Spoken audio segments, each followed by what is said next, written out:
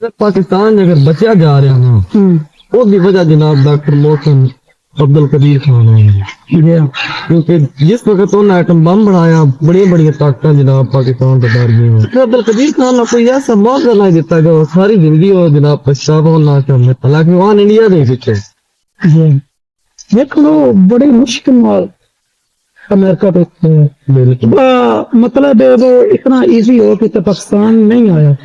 मतलब चुप छुपा के जिस तरह आया मैं पाकिस्तान में धोखा देगा इंडिया के मुकाबले पाकिस्तान की सलाह दिता नजरबंदी उसका इंटरव्यू एक मैं सुनता उस एंकर पूछता सब कोई ऐसा काम जिस कितना बहुत पछतावा हुआ।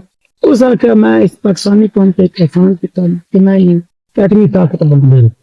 उसका सिला की बस सारी जिंदगी नजरबंद की फिर साढ़े पाकिस्तानी बड़ी जिंदे बंदे की कदर नहीं करनी मार गया वो जनाब उस टीवियां ते भी ना कबरा ते खोल साडा जेड़ा वज़ीर आज़म आए वो भी जनाब बड़ा जी साडा नुकसान हो गया।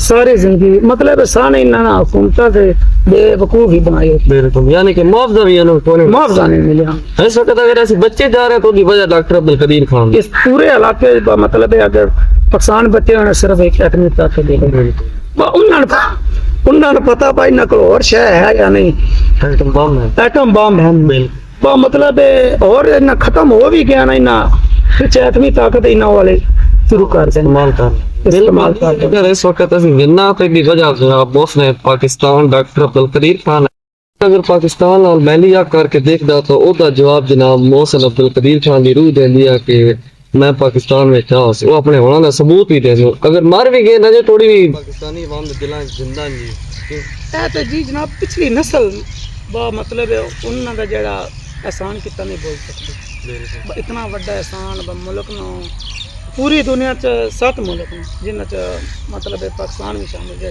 एटमी ताकत।